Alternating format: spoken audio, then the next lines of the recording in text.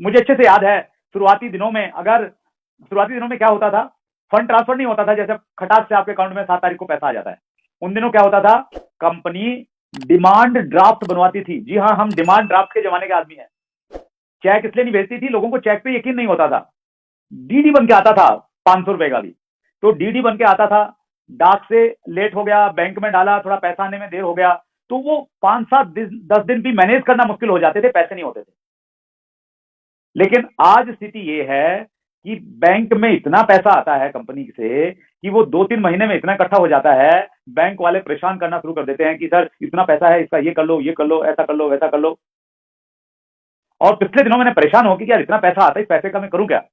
मैंने एक training attend की। उस ट्रेनिंग में कौन लोग जाते हैं, उस ट्रेनिंग में वो लोग जाते हैं जिनके पास में बहुत सारा पैसा है और खूब सारा आता है, और वहां पे ये सिखाया जाता है कि उस पैसे को कैसे इन्वेस्ट करना चाहिए। वरुण मल्होत्रा करके एक बहुत बड़े इन्वेस्टमेंट ट्रेनर है, तो उनका मैंने भारी भरकम पैसे देके कोर्स अटेंड किया कि भैया जो पैसा आता है ना, इसको लगाने का तो तरीका होना चाहिए, मैं इससे एनर्जी नहीं लगाना चाहिए, आए और इन्वेस्ट कर दूं तरीके से। तो मैं आपको ये कहना चाहता हूं कि आज अगर आपको इस चीज की परेशानी है कि पैसा नहीं आ रहा है या कम आ रहा है, तो एक दिन आपको इस चीज की परेशानी होगी कि इतना आ रहा है, इस पैसे का करूं क्या, क्या क्या प्लान करूं मैं इसके लिए। उतना पैसा आएगा, मैं सब कुछ भूल जाता था। मैंने बताया मैं मैरिज एनिवर्सरी भूल गया।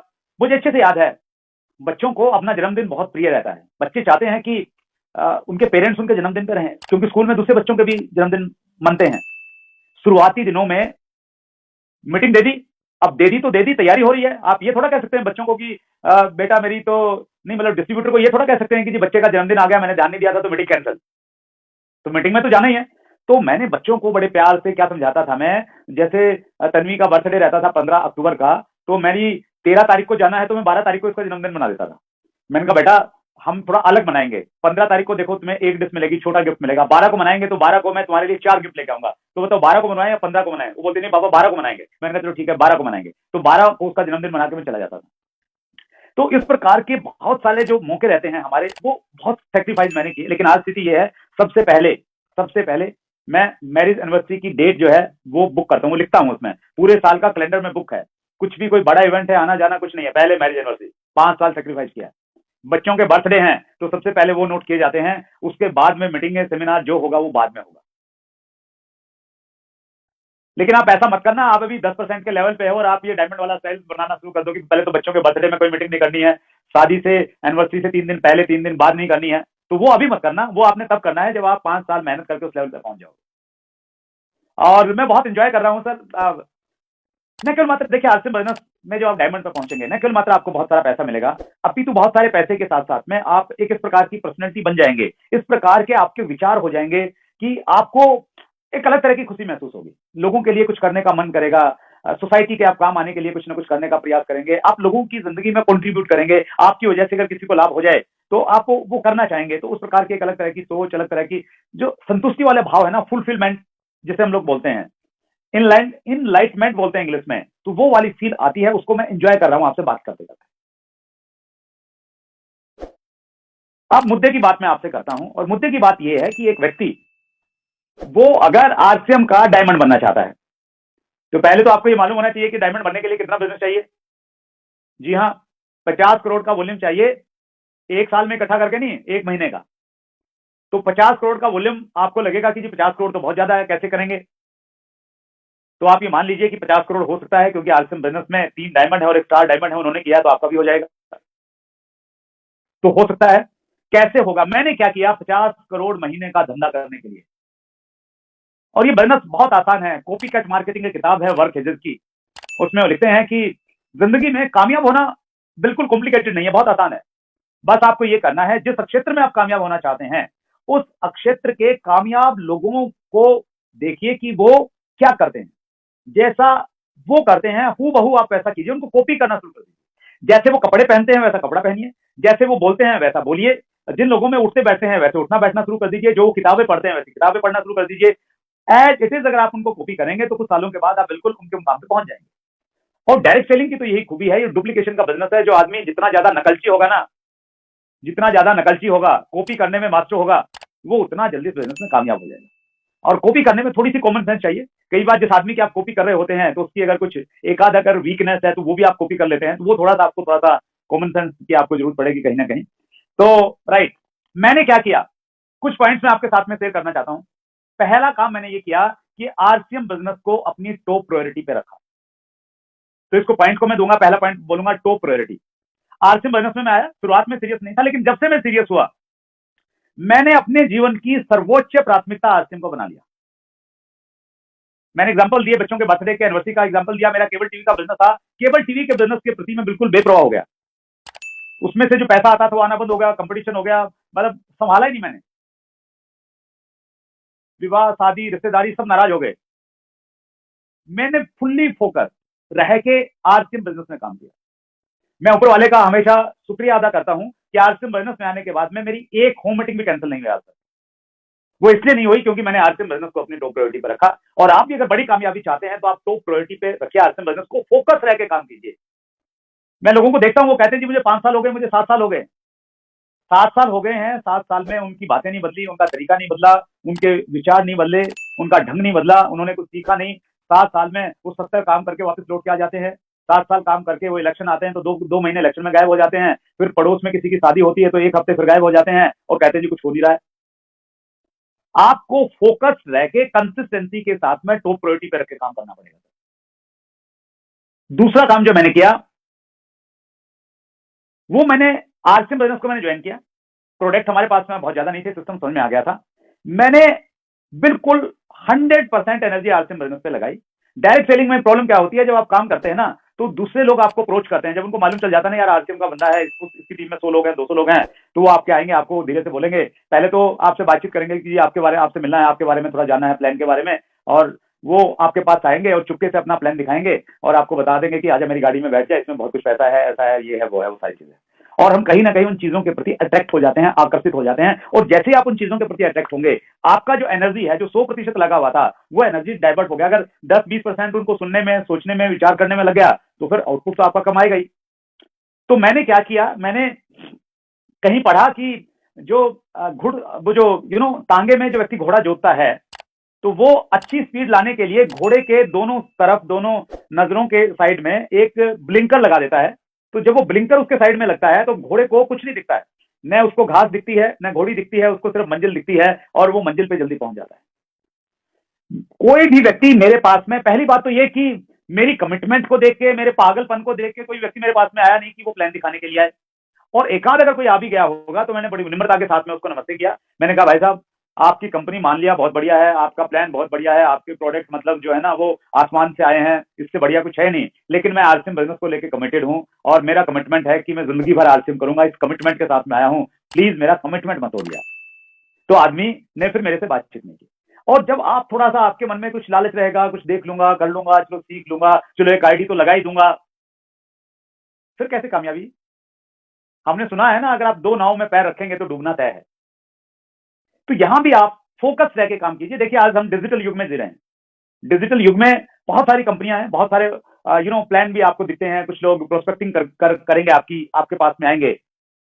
लेकिन आप अगर बिल्कुल फोकस्ड हैं, ब्लिंकर्स लगा रखे हैं आपने, कुछ दिखता नहीं है, 100% एनर्जी आप आरसीएम बिजनेस पे लगाएंगे, तो फिर अगर अब तक आपके पास में परिणाम नहीं है तो आप इस प्रकार से काम करके देखिए, आपके पास में चमत्कारिक परिणाम आएंगे। मैं एग्जाम्पल आपके सामने हूं, मैंने ऐसा किया। तीसरा काम मैंने किया, लर्निंग एटीट्यूड। हमेशा सीखने के लिए तैयार रहा, हमेशा, ऑलवेज, आज भी हूं। मुकेश कोठारी जी कहते हैं कि अगर आप सीखना नहीं चाहते हैं, if you don't have a learning attitude, कोई भी नहीं सिखा सकता। हार्वर्ड यूनिवर्सिटी का प्रोफेसर भी आपको कुछ नहीं सिखा सकता। और अगर आप सीखना चाहते हैं तो नाली में पड़ा हुआ शराबी और एक छोटा सा बच्चा आपको बहुत कुछ सिखा सकता है। वो नजरिया होना चाहिए सीखने का। मैंने बहुत सीखा, मैंने बहुत सारी किताबें पढ़ी, मैंने मीटिंग सेमिनार में जब मैं जाता था ना, आज भी उसको मैं आज भी फॉलो करता हूं। अगर 5 घंटे की मीटिंग है ना तो मैं पानी पीने के लिए नहीं उठा कभी, आगे की सीट पर बैठता था और बस पूरी मीटिंग में नोट्स बनाता रहता था, लिखता रहता था। और मैं देखता था लोग 5 बार उठ जाते थे 5 घंटे में, लोग चाय पी के आते थे, टहलते थे, जैसे पिकनिक मनाने के लिए आए। हमारे जमाने में उतनी ज्यादा ऑडियो वीडियो नहीं रहती थी, आज तो सोशल मीडिया पे, यूट्यूब पे भरमार पड़ी आपके पास में। तो मुझे अच्छे से याद है, एक बार कोई एक मीटिंग थी और उस मीटिंग के बाहर में कुछ कैसेट बिक रही थी, एजुकेशनल टेप। एक टेप मैंने वहां से खरीदी और मैं उसको लेके घर पे आया। रात को शायद 2 बजे पहुंचाऊंगा मैं। 2 बजे पहुंचने के बाद घर पे टेप रिकॉर्ड था। मैंने उस टेप रिकॉर्ड में टेप को लगाया, मुझे नींद नहीं आ रही थी, उस टेप को मैंने पूरा सुना, कंप्लीट सुना। सुनने के बाद में सोया, मुझे ये था कि मैंने सीखना इसमें है क्या, वो वाला पागलपन। जब मेरे पास में बहुत सारा पैसा नहीं था उस समय, मैंने ट्रेनिंग के ऊपर में बहुत खर्च किया। शिव खेड़ा जी का एक ट्रेनिंग प्रोग्राम था जिसकी शायद 50,000 रुपए के लगभग फीस थी, 4 दिन का एक वर्कशॉप था, वो मैंने अटेंड किया। तो लर्निंग को लेके आप इन्वेस्टमेंट भी उससे कीजिए और सीखने के लिए आप हमेशा तैयार रहिए। सीखना बंद तो जीतना बंद। और जब भी आप सीखें, किसी से भी सीखें, उसका एक ही मंत्र है, बिल्कुल अज्ञानी बन के सीखें। आपका रुतबा, आपकी पेन वेन सब साइड में रख के तब सीखने के एटीट्यूड से बैठिए, किसी के भी सामने जवाब बैठे। सुकरात की एक बहुत अच्छी कोटेशन है। सुकरात ने कहा, आपको मालूम है कि सुकरात यूनान के रहने वाले थे, तो सुकरात ने कहा कि मेरे को छोड़ के सारा यूनान, मेरे को छोड़ के सभी यूनानी मूर्ख हैं। क्या कहा?